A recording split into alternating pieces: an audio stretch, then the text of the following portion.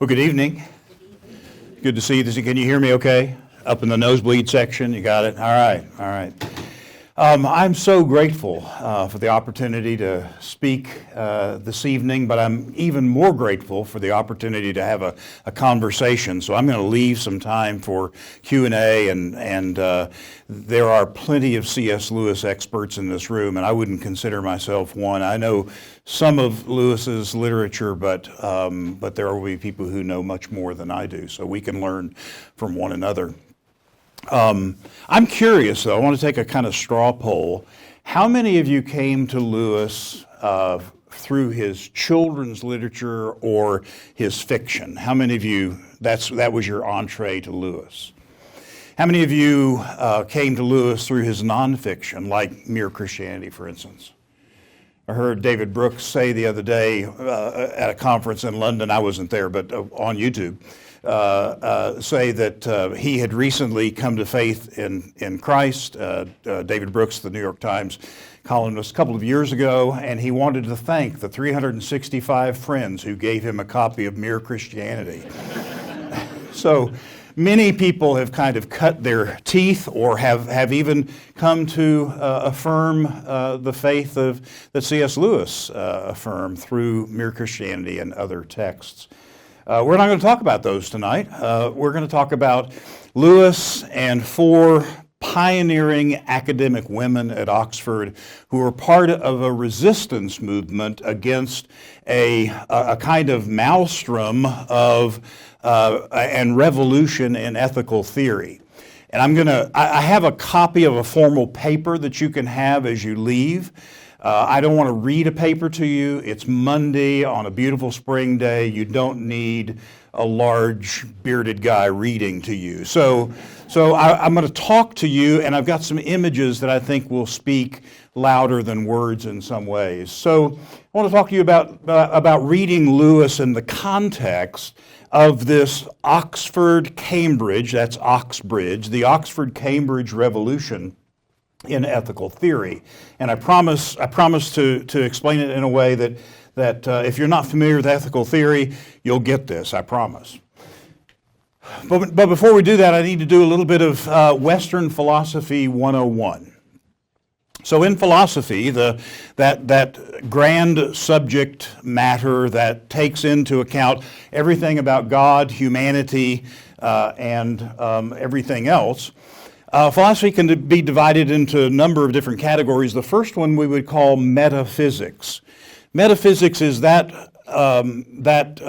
dimension, aspect of philosophy that tries to understand how reality and the objective world, perhaps beyond reality, relate to one another. For instance, one of the thinkers that I'll mention this evening, Plato, had an amazing and wonderful and enduring theory about the nature of reality, in which he said there are these ideals out there somewhere. He didn't say where they're located.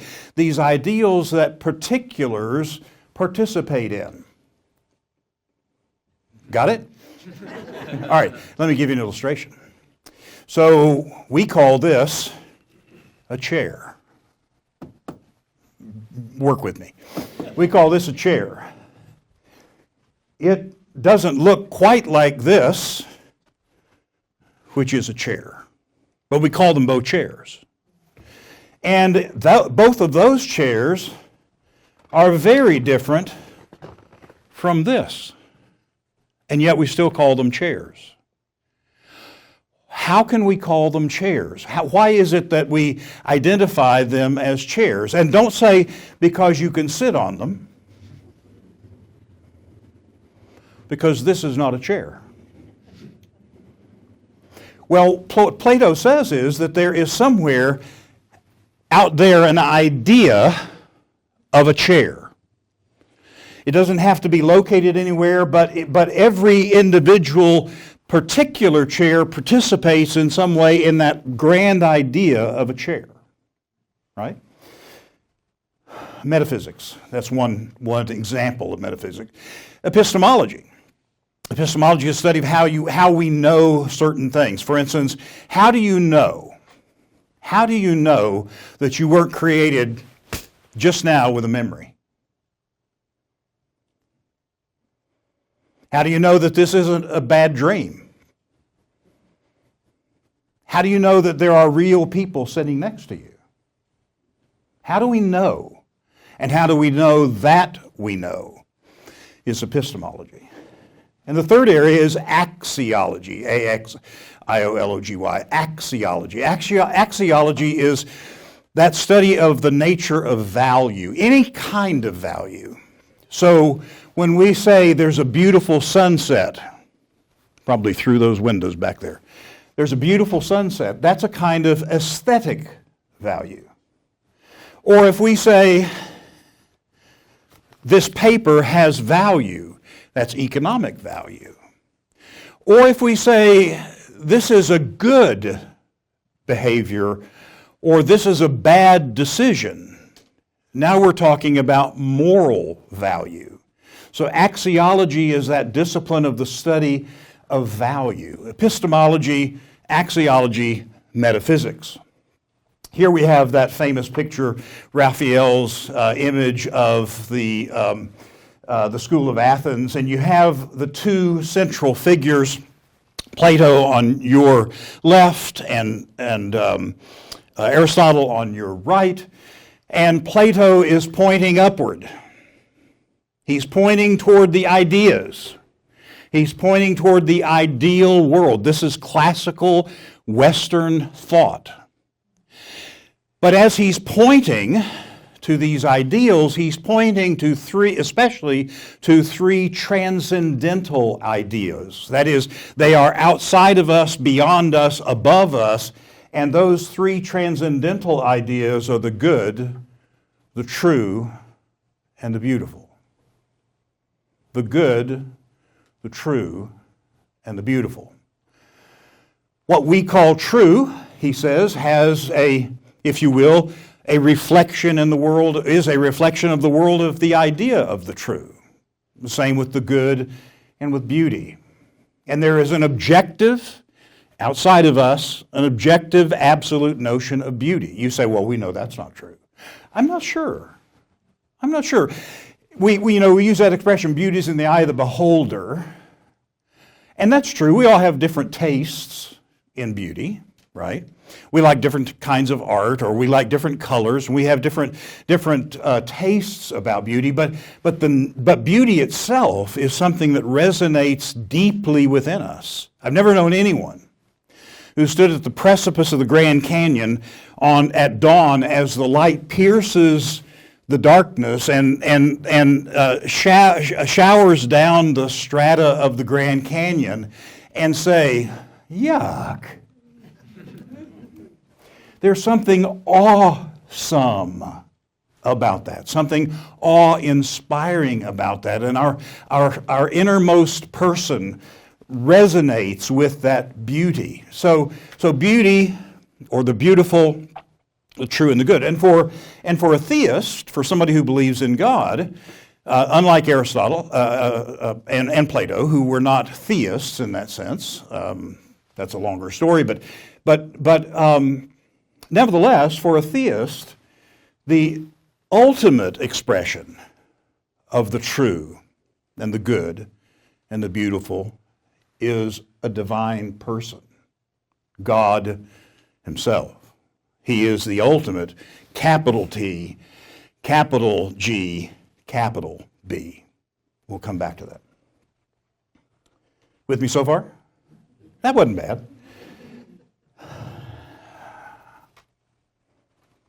That theory of the transcendental notion of the true, the good, and the beautiful was only around for a little more than 2,400 years.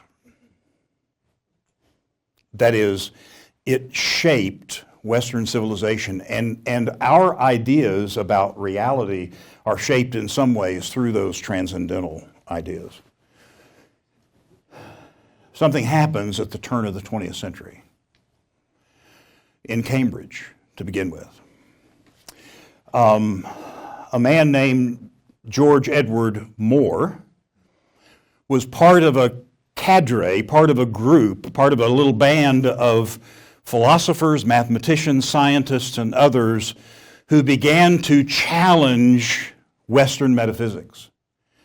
And they began to argue that those transcendent virtues, the true, the good, and the beautiful, were not, in fact, anything meaningful or real. And so G.E. Moore publishes a volume in 1903 called Principia Ethica.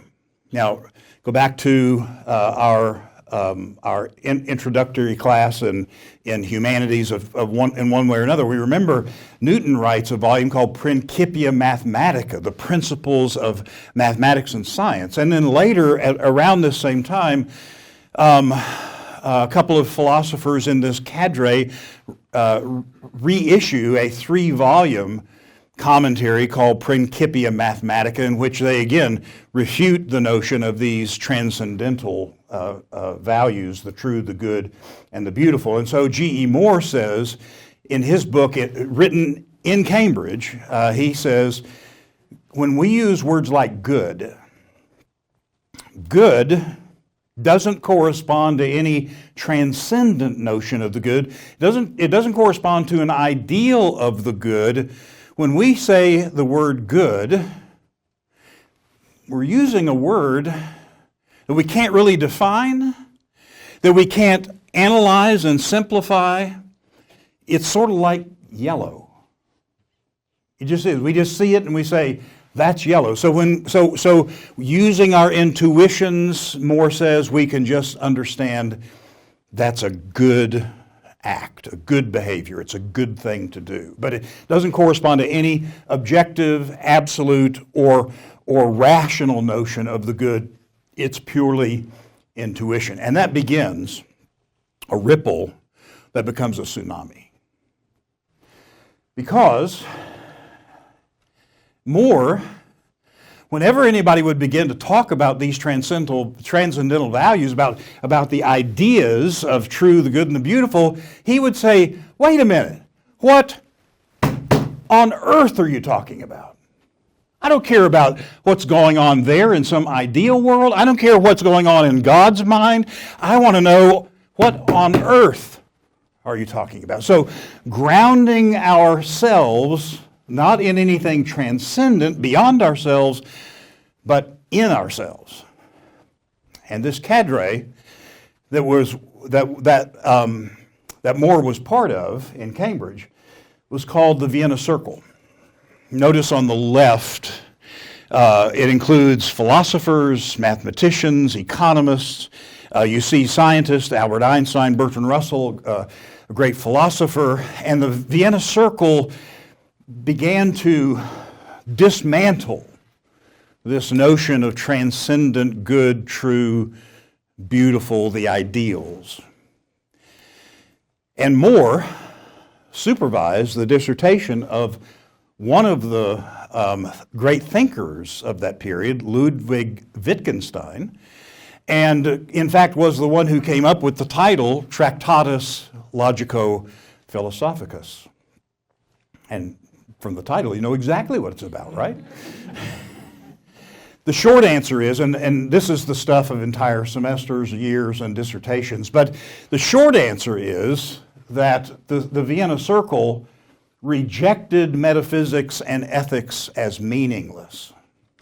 The true, the good, the beautiful, it's meaningless. And Wittgenstein famously said, of those things we have to be silent.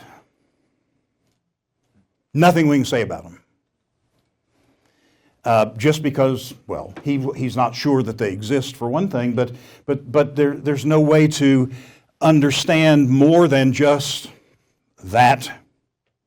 We call something true, we call it good, we call it beautiful. And in the Vienna Circle, now we're going to move 2 hours away to Oxford. In the Vienna Circle, visiting was a 23-year-old philosopher named Alfred Jules Ayer, A.J. Ayer. A.J. Ayer spent time with the Vienna Circle. He learned from them, and he goes back to Oxford, and he's at a joint meeting, a famous meeting of academic philosophers around the journal Mind and around the Aristotelian Society. And they began talking about these transcendental metaphysical ideas. And he says, notice, you're lost. You're lost. Forces of Cambridge and Vienna are descending upon you. That is, a revolution is taking place, and it's making its way to Oxford, and things are going to change. 23 years old now. He pens a volume, less than 200 pages, a volume called Language, Truth, and Logic. And A.J. Ayer argues that there is no metaphysical right, wrong, good, bad. When we use words like good or like bad, we are merely expressing emotions. So he says, if I say, you stole that money, I'm not saying anything about any fact in the world. I'm not saying that stealing money is good or bad. When I say you stole that money, I'm just exclaiming my emotion. And the more exclamation points I make, the more emphatic I am, but that's all I mean. It's just a pure emotion. There's no objective notion of good, bad, right, and wrong. It's all just about my emotions. It's called emotivism. And so after he releases this, what's called the 9-shilling bombshell, this little book that just kind of explodes, he was asked, what's next? And he says, what comes next? There's no next. Philosophy's come to an end. It's finished. With one 165-page book, philosophy's over. Well, and the work of the Vienna Circle. 10 years before this,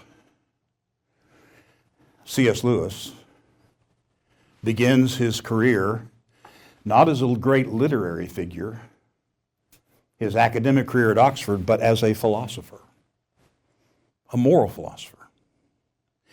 And most of us don't think of Lewis that way. We think of Lewis as the one who pens the Chronicles of Narnia. We think of Lewis as the one who gathers at the Inklings meetings on Tuesdays, and they share stories with one another. They read to one another their stories. I was struck by that story of them meeting on one rainy day.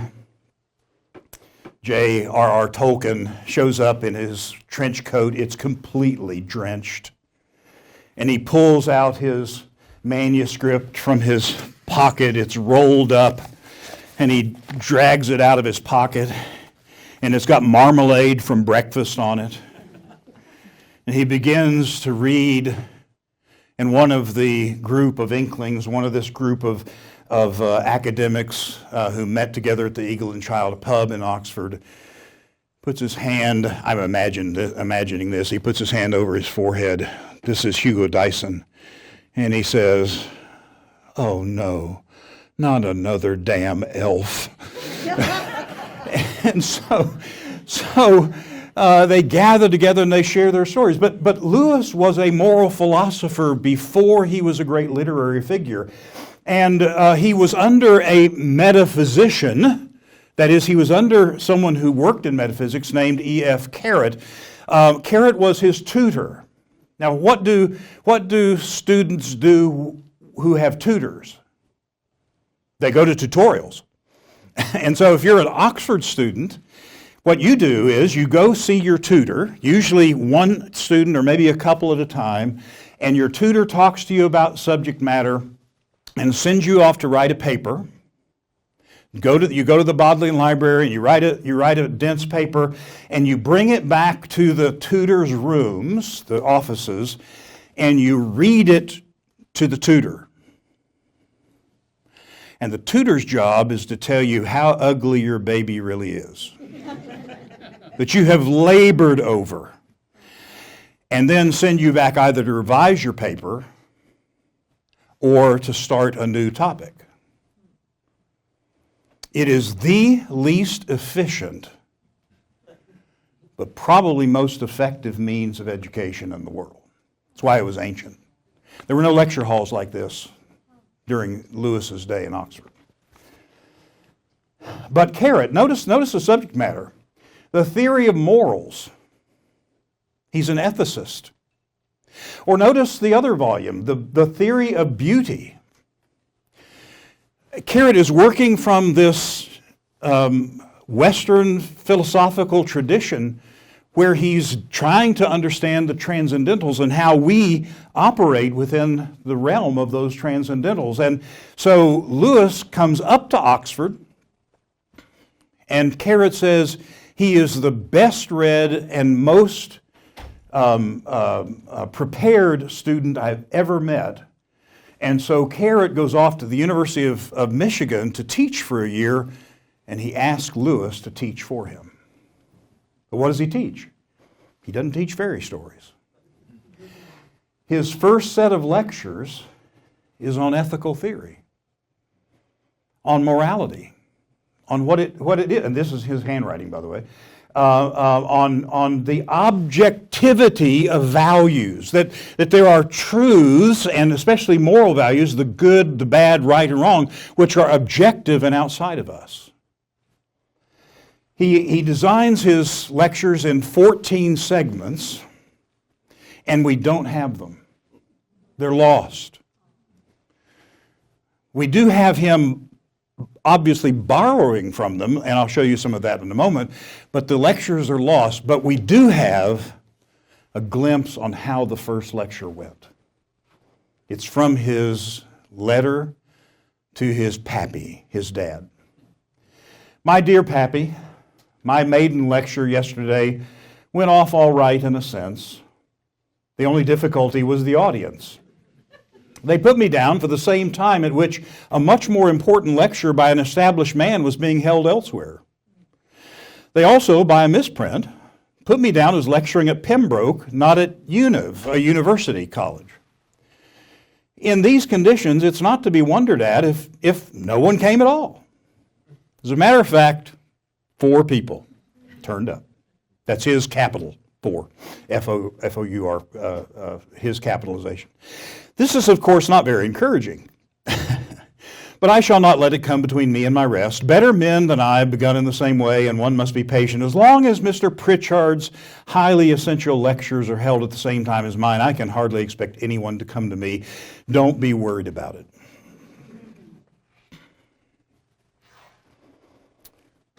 The next lecture, there were 2. Now, this doesn't fit our stereotype of Lewis, the great rhetorician. But as you can see, it's not entirely his fault. So, being a brilliant lecturer and tutor as he is, growing in his skills, he decides that he's going to have the students come to his rooms, his offices, and he will run a kind of Socratic conversation about his subject matter. It goes okay, except there's a parson there. Looking around at collars in here. There's a parson in there who keeps interrupting Lewis so much that Lewis can't get on a word edgewise. So it kind of goes downhill from there. But here you see Eyre later in his life commenting about Lewis as a foe to Eyre's emotivism. Notice he says, while the analytic movement in one form or another took increasing control of the English philosophical scene, there were some pockets of resistance to it. One of those who fought a rearguard action against it in Oxford was the English scholar C.S. Lewis, who had once had the ambition to become a tutor in philosophy and still took a lively interest in the subject. He presided over the Socratic Club, which then drew a large audience to meetings at which the principal speakers usually struck a religious note. And Eyre, I'll show you in a moment, Eyre gave a talk at the Socratic Club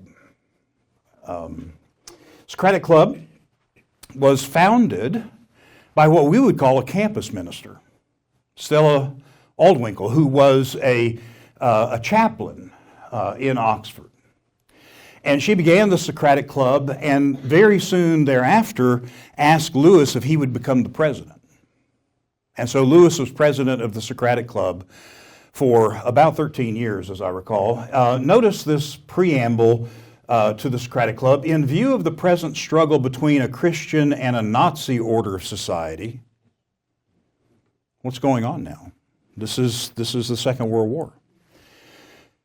In view of the present struggle between a Christian and a Nazi order of society, this club has been formed for those who did not necessarily wish to commit themselves to Christian views, but are interested in a philosophical approach to religion in general and to Christianity in particular, in a spirit of free inquiry and in the light of modern thought and knowledge.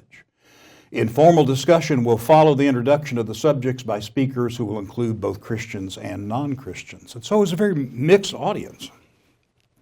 And so Eyre shows up at one of the Socratic Club meetings, and he takes on one of the speakers, this speaker called Michael Foster.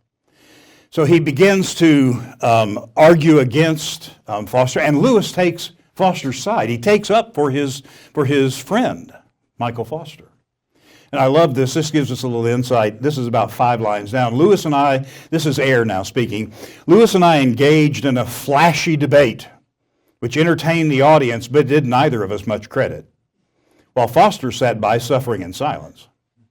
Lewis was at that time still a fellow at Magdalen, and when he next saw Gilbert Ryle in the common room, this is one of Lewis's colleagues at Magdalen College.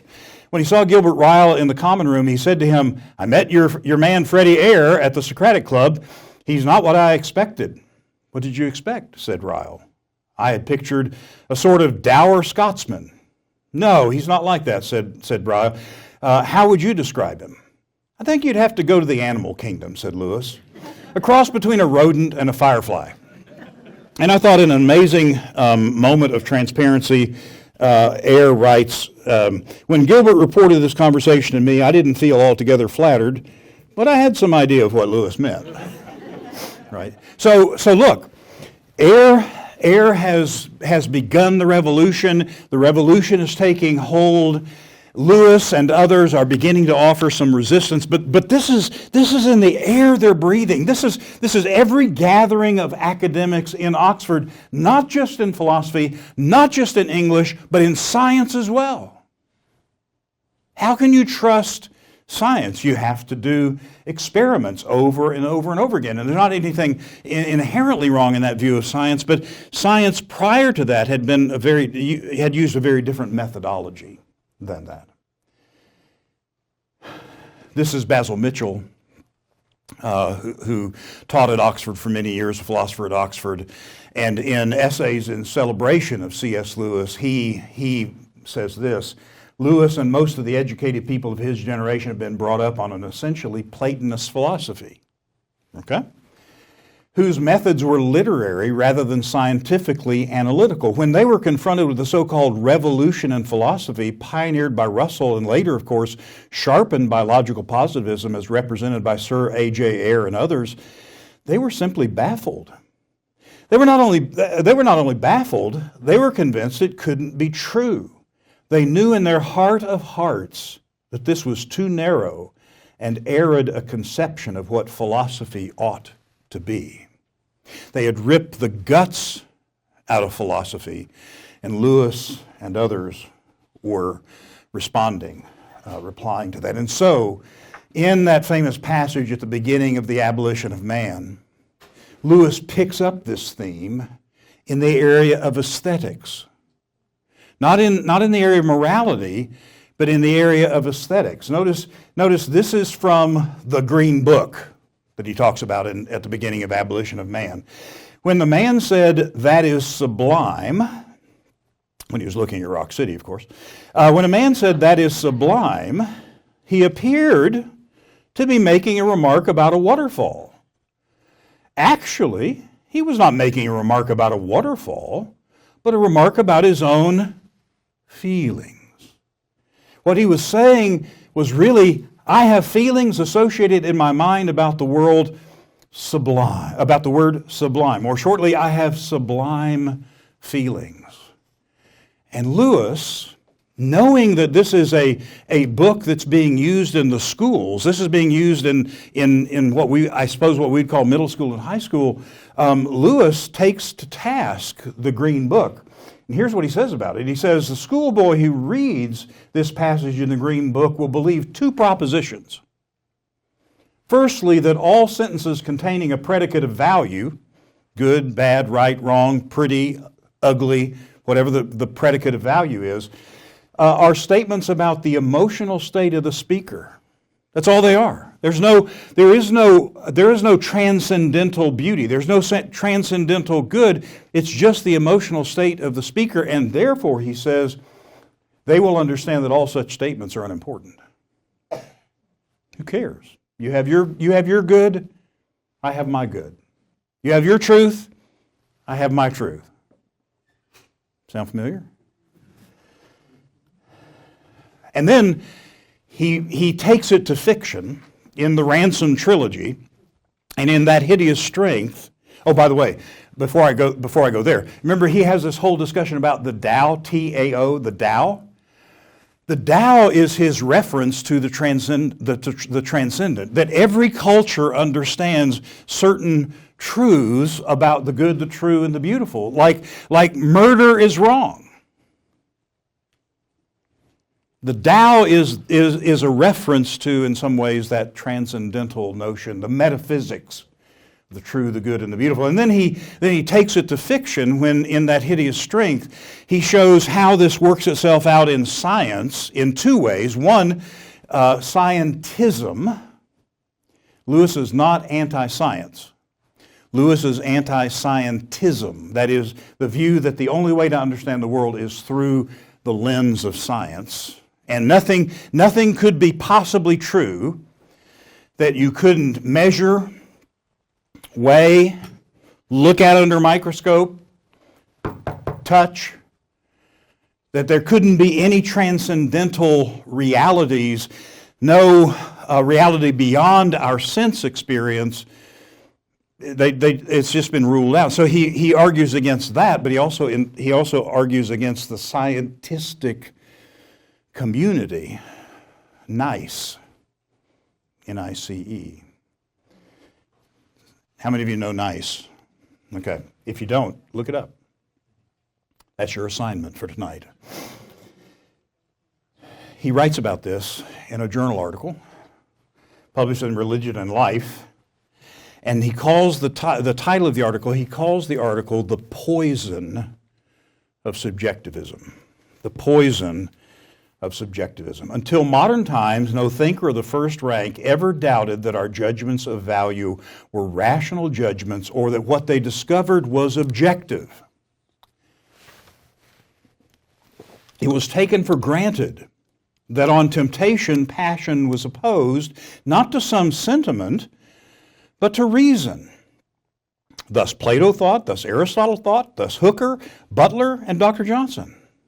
The modern view is very different. It doesn't believe that value judgments are really judgments at all. They're sentiments or complexes of attitudes produced in a community by the pressure of its environment and its traditions and differing from one community to another. To say a thing is good is merely to express our feelings about it, and our feeling about it is the feeling we've been socially conditioned to have. The reason you think certain things are right and wrong is because that's what you've been taught in the school of the culture that you live in, and cultures differ.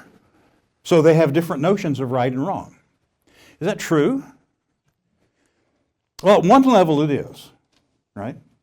So I'm looking here at folks who have their feet down on the ground.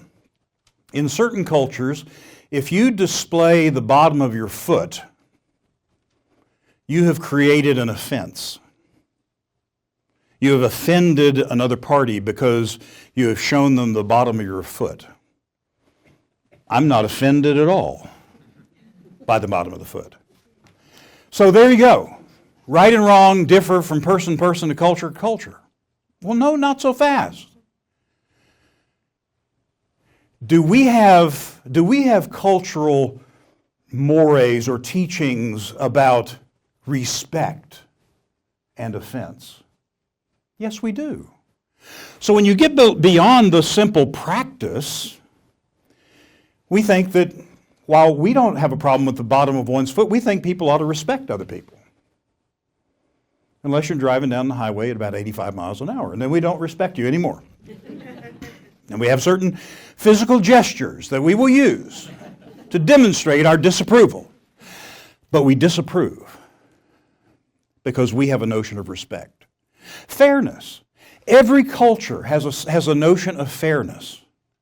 It works itself out in different ways. It looks different in different cultures, but every culture has a sense of fairness. And we could go on and on and on. So not so fast by saying that our culture teaches us different ways of understanding right and wrong. Once you get below the surface, we see something very different. And so Lewis continues to work in this environment against this revolution and is known as the figure that we think of him as today. But he wasn't alone. And this is what I want to take about 10 minutes to show you. Not only was Lewis up to something, there were 4 women who were up to something as well. They are the slightly next generation after Lewis. 4 women who come up to Somerville College in Oxford. Somerville College did not grant degrees to women until 1920.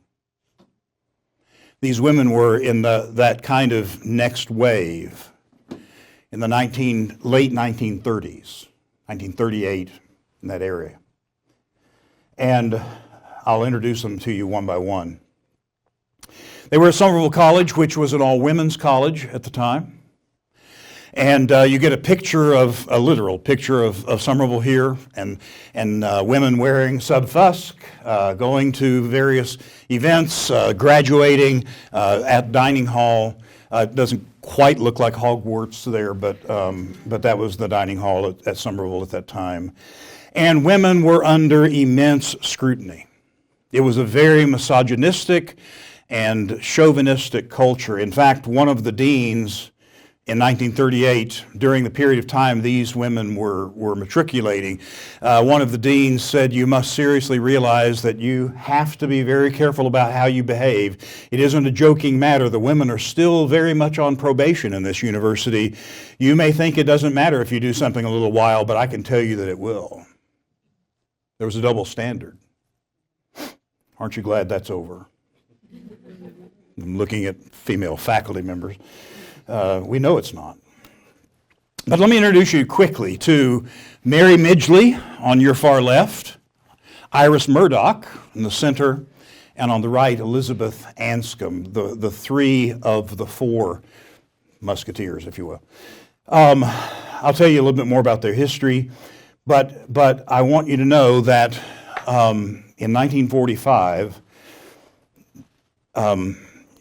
so this is for some demographic in this room. It used to be the case that when you went to the movie theater, they showed you newsreels. These were newsreels about events around the world. It could have been Jesse Owens winning the Olympics, or in this case, it was 1945, and it was news footage of the atrocities at Bergen-Belsen and of the Holocaust. And the 4th of these 4 women, a woman named Philippa Foot, was at one of these newsreels. This was the first glimpse Brits had of what had been going on in Germany. And she was completely destroyed by what she saw. How could one human being treat another human being that way?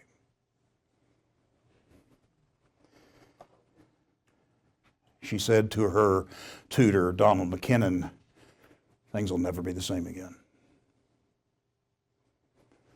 And she could not wrap her mind around the idea that what you saw in those concentration camps was not objectively evil,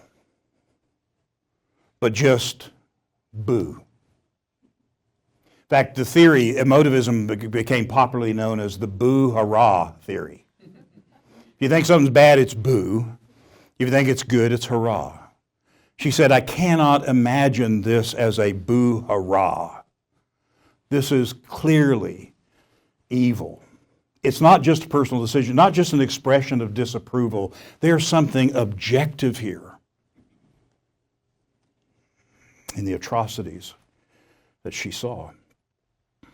Mary Midgley, and there's a great interview with her later in life on YouTube, but Mary Midgley said, we sat around talking in Philippa's living room at 16 Park Street, and she said, we sat around the living room saying, what's wrong with philosophy in Oxford? What's going on? And so they decided they were going to do something about it. And I don't have time to unpack everything they did about it, but they started agitating, and they started speaking, and they started writing, because they were the next generation of faculty. They were the tutors who were coming up, the fellows who were educating the next generation of students in their setting. As Philippa Foot looks back, this is now 2003, notice she's still on this theme, goodness. How do we understand the good, the transcendent nature of the good? And she again points to the fact that the first thing she's got to do is dismantle the emotivism of err and others before she can offer a positive account of the good.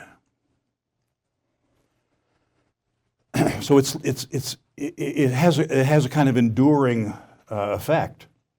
And she writes about this in a number of places in her Moral Dilemmas volume and also in her Theories of Ethics. But she's best known, if you've had a philosophy class or if you had an ethics class, you probably have had this thought experiment that she invented. It's called the trolley car problem. And it goes like this. I hear snickers. It goes like this. You're on a trolley car, and the trolley car conductor dies, has a massive heart attack. And you're coming to a fork in the tracks, and you now can guide the trolley car. What is the good thing to do? And I think most of us, our initial response is, the good thing to do is kill 1 over 5, right? Well, but you're going to intentionally kill somebody? That's a problem. At least that's the way the trolley car problem sets it out. You mean by your action you're going to choose to kill somebody? Well, there's a fork in the track. Somebody's going to die. Well, let's kill 1 then, because 5 is more than 1. That's how math works, right? But wait a minute. More in what way? What if this is 5? Don't get ahead of me. What if this is 5 homeless persons? And what if the 1 is the person who is this close to discovering the cure for cancer? By killing the 5, you save many by saving that 1. But wait a minute. It's okay to kill homeless persons? There's something wrong with that too. So it's a really interesting problem, and it's become a cottage industry in ethics, and there are all kinds of books and journal articles on it. But she's the one who came up with that problem, that thought experiment. Mary Midgley takes the matter to science. She moves somewhat from the ethical arena, and she begins to apply her understanding of the true, the good, and the beautiful to science. And notice she attacks scientism in that middle volume, science as salvation, the modern myth and its meaning. She goes after the same kind of scientism that Lewis is addressing in that hideous strength, and she extends her conversation to things like wickedness and animals, for instance, vivisection. Iris Murdoch is probably the most prolific of the group because she not only writes nonfiction, but she has a huge output of novels. But notice the sovereignty of the good. Now, Murdoch's not a Christian. She's an atheist. We would expect, if you're a theist or a Christian, you expect the sovereignty of God. But what she wants to posit is that there is a good that is above and beyond us, an objective good, and we can talk about meaningfully the sovereignty of the good, not just the sovereignty of God. And then notice metaphysics as a guide to morals. Freddie Ayre said metaphysics was gone, philosophy was dead, it was over. Well, he didn't ask Iris because she's going to continue in that counter-resistance, the resistance movement against emotivism. Midgley, in her autobiography, The Owl of Minerva, which I encourage you to read sometime, it's just kind of fun, she says, Iris, however, never minded being unfashionable. Maybe worthwhile to point out here that this is what makes The Sovereignty of the Good such a good book. What makes it still one of the very few modern books of philosophy that people outside universities find helpful. It shares that distinction with C.S. Lewis's little book, The Abolition of Man, which shoots with equally deadly aim at the same target. So Midgley is aware. Murdoch shows up regularly and gives talks regularly at the Socratic Club. Midgley goes to the Socratic Club. Midgley is familiar with Lewis's work and applauds it, as you see here. By the way, if you're interested in Iris Murdoch, this great film, Iris, is available out there. She married an English professor, John Bailey, and then Iris tragically had Alzheimer's. And it's really a story of both the academic world and the struggle with Alzheimer's. It's painful to watch, but it's really important, I think. Kate Winslet plays the younger Iris, and Dame Judi Dench plays the older Iris. And that's Jim Broadbent in the center on the right. And that's the real couple on the far left. Elizabeth Anscombe is a downright committed theist. She's a Catholic. And she is committed to defending a Christian understanding of the true, the good, and the beautiful, but she takes it in a deeply philosophical way. In fact, if you checked her out on, say, Wikipedia or something, she would be regarded as one of the premier woman philosophers in history. She was a colorful figure. She had gone to Cambridge and studied with Wittgenstein, and became a Wittgensteinian for a while. And Wittgenstein had no love for women. I just mean he didn't think women belonged in academics at all. But for some reason he responded well to her. She dressed in kind of stereotypically male clothing. She had what we would call a potty mouth, and she smoked packs of cigarettes a day. But she would come in with a baby on her hip, and be part of the conversation. Wittgenstein's nickname for her was Old Man. So he respected her. She's buried next to Wittgenstein, and then her husband Peter Geach is buried next to her. So they had a very meaningful relationship. But she did not finally succumb to Wittgenstein's view of philosophy, but responds to it in kind. And there is still an Anscombe Center for Bioethics in Oxford even today. From this book I'll introduce you to, and then I promise to stop after 3 slides. This book, Metaphysical Animals, a biography of these 4 women. The authors say Elizabeth, Iris, Mary, and Philippa began their philosophical lives together soon after Freddie Ayer had declared metaphysics extinct. His brand of weed killer seemed to have reduced living animals to efficient calculating machines, and the phrase, "I don't understand," like the phrase, "What on earth are you talking about?" had ceased to be a request for help, an appeal to another metaphysical animal for assistance to see things more clearly. Instead, it had become a tool to limit speech, crush creativity, and silence speculation. We followed these four friends in dining halls and living rooms and tea shops and pubs, and by letter, as they painstakingly began to replant ethics in its proper soil, all the time growing and maturing and trying to see for themselves what is of serious importance in human life. This task was made all the more urgent by the darkness of the reality that surrounded them: war, murder, displacement, trauma, suffering. They could not just say boo. If you want to know more about them, I point you to two books that came out the same year, 2022. Benjamin Lipscomb at Houghton College, The Women Are Up to Something, and this duly authored volume, Metaphysical Animals. And you can find pictures and you can actually see where these women spent some of their time at mappingthequartet.org. You see, they were under siege by a cadre of scholars who were up to no good.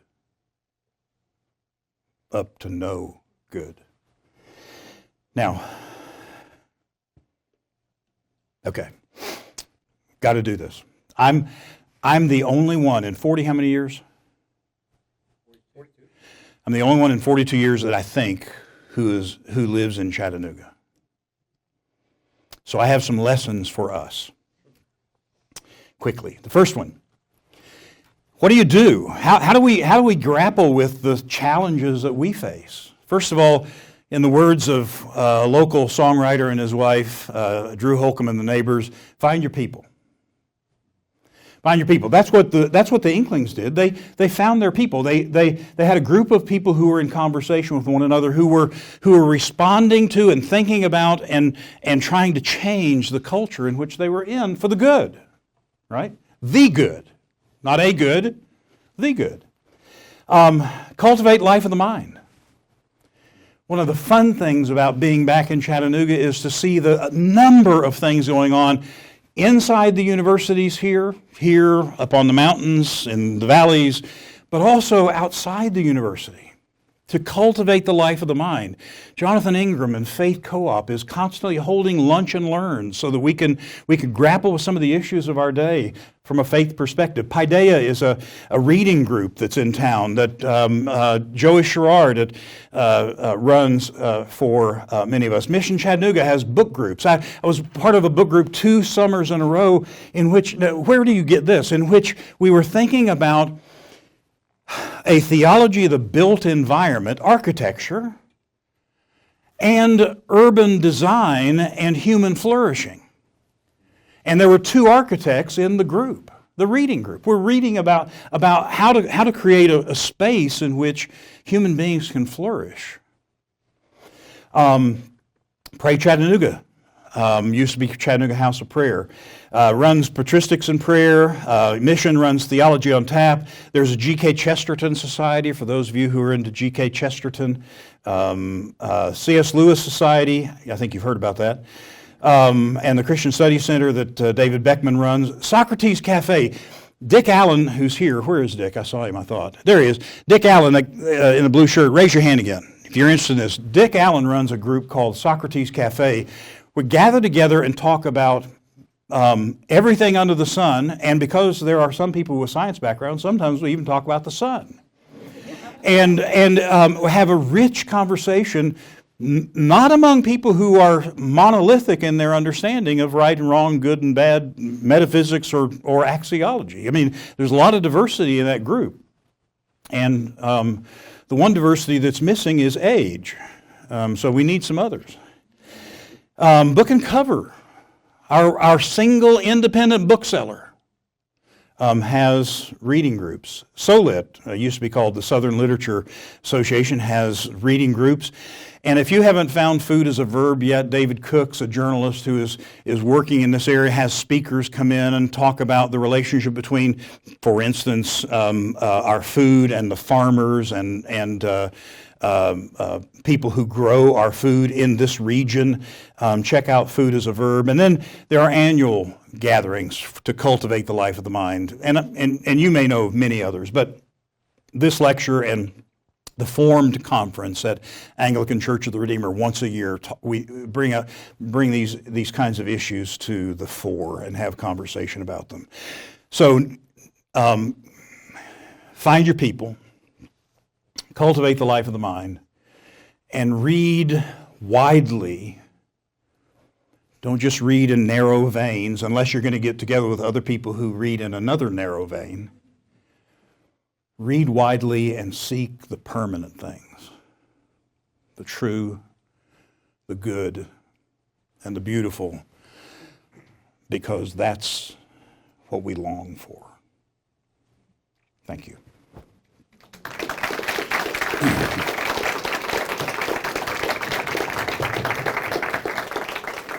Matthew.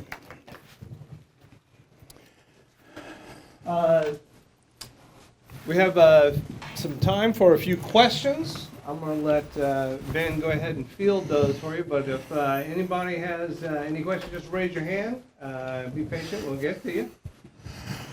Or comments. They don't have to just be questions. But, and we won't take too much time, but I want to give you time. I'm sorry I went so long, but I had a lot I wanted to cover. So, comments, questions, thoughts, reflections, challenges. Just don't go boo. Robert? I've read in Alice McGrath's biography of Lewis that Elizabeth Anscombe was at the Socratic Club one night, and Lewis made a statement about philosophy or reality or something. Elizabeth says, yes, but I can't remember what her reply was. And according to McGrath, he realized not that she got me, but that he didn't want to argue anymore. He wanted to express and attract people to faith through his fiction. And maybe that's too black and white. Well, that's part of it. There was a famous debate between Lewis and Anscombe. It's called the Lewis-Anscombe debate, and you can read about it. I won't go into the details, but it is Lewis revised Mere Christianity after that debate.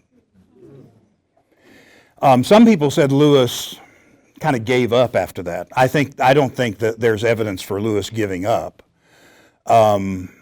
philosophy. And that's why he went into children's literature. If you want to read about why he went into children's literature, read David Beckman's book about that. But he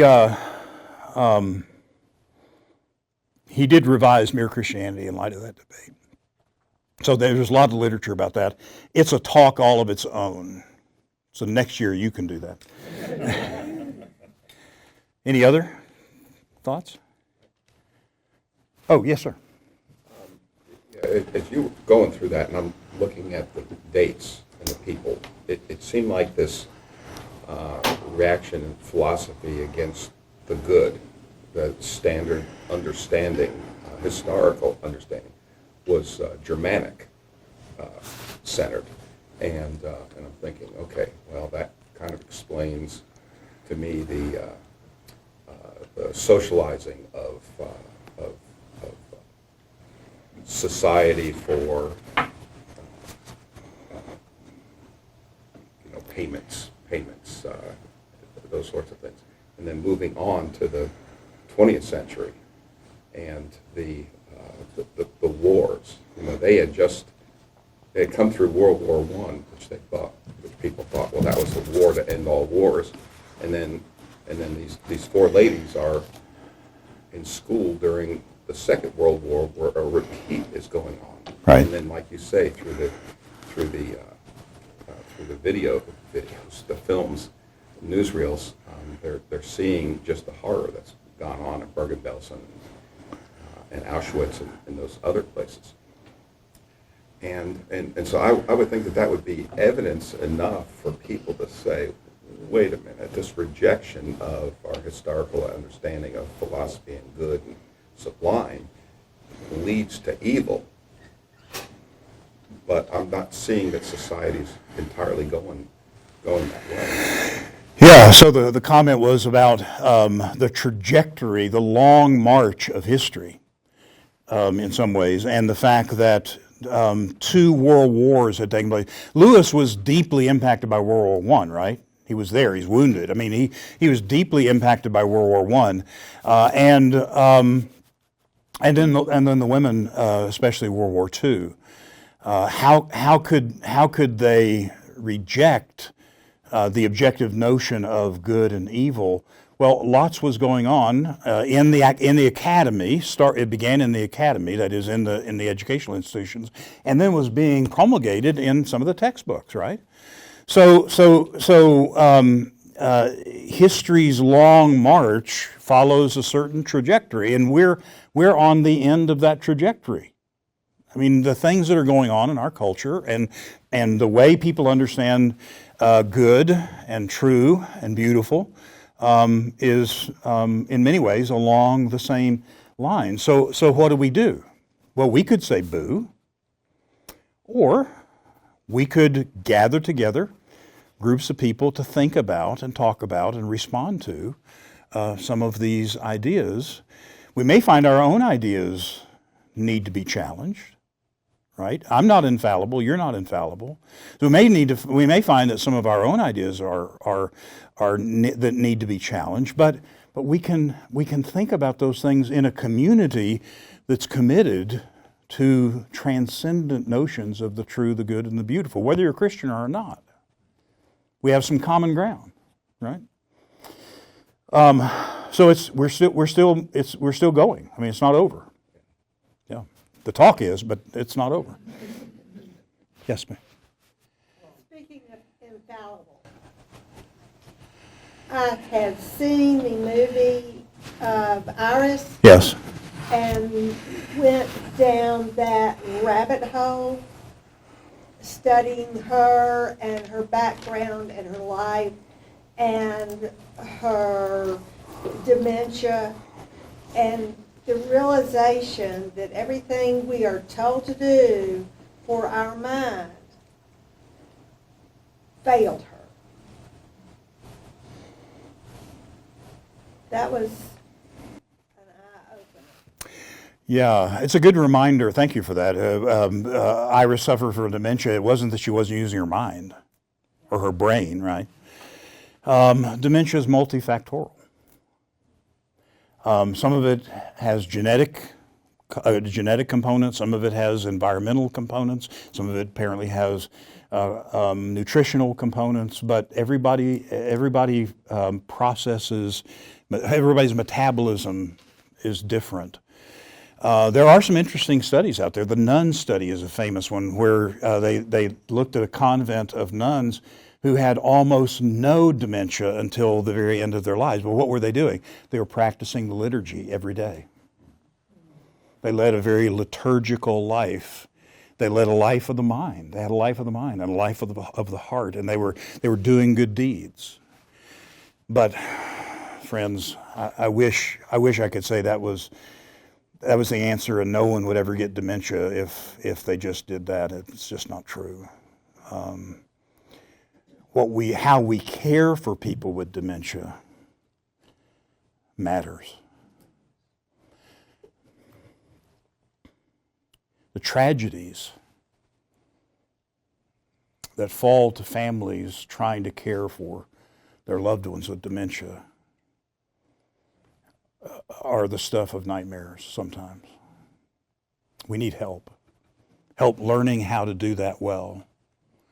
And in movies like Iris, which were sponsored by the Alzheimer's Association, for instance, help educate us about some of those things. But it's a tragedy. I saw another hand. Yes, sir. In the margin of the abolition of man, Ayn Rand wrote some things that were terrible when I read it, profane. Why did she hate that book so much? It's a great question. Why did Ayn Rand hate abolition of man? Anyone have a response to that who's studied more Ayn Rand than I have? She wasn't a Christian. Sorry? She wasn't a Christian. Well, she wasn't a Christian, that's true. She was an atheist. Yeah, yeah. That's too simplistic. Feel free to elaborate. Well, we'll work on that. That's a great question. No, it's a great question. Thank you. Thank you. She hated everything. No, it's a. There's that. Yeah.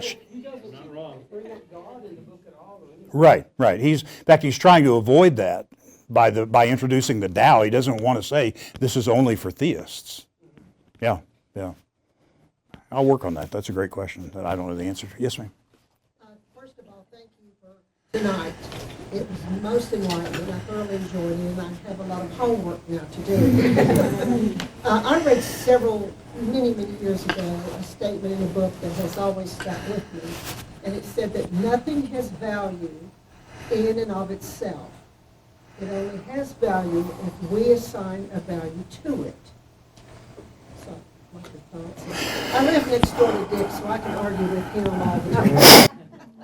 Yeah, the way I would want to put it, I think, is that nothing has value in itself. God assigns the value. And then we try to discern what He has revealed in His created order. And because what I don't want to do, I don't want to get in a situation as we have in the past, where we say, for instance, some human beings have value and some human beings don't. Don't want to go there. The three homeless guys. Yeah, yeah. Yes, sir. So I know that based off of the ethical system that like Lewis and a lot of those who, I think it was saying those of his ilk, his brand, they were trying in a lot of ways to create an integrated humanity. Like they're looking to a transcendent code of ethics in order to create, I don't know, a way of, not create, but rediscover a way of living that actually integrates humanity. When you're talking about the Vienna Circle and those guys, did you get the impression that they're actually trying to create an integrated reality, or are they just trying to tear it all down? Yeah, it's a great question. So was the Vienna Circle trying to integrate an understanding of reality, or let me borrow a different word, or disintegrate, tear apart? And I think the evidence is that they were trying to create kind of layers to disintegrate, especially the transcendent values. But do you think they believed that they Yeah, I think they did. I think they did. I think many of them did. The scientism was real, for instance. So that's a challenge for us, to live integrated lives, whole lives. And I don't want to get on my soapbox, but we have tools now that tempt us to live disintegrated lives, where we mediate all of our relationships through screens, rather than sitting down at a pub over a beer and listening to Tolkien read about another damn elf. Right? So that's your homework, is to find a group of people to talk about whatever is important in our lives. I really worry I've overstayed my welcome. Matthew, I'll give it back to you. How about another hand?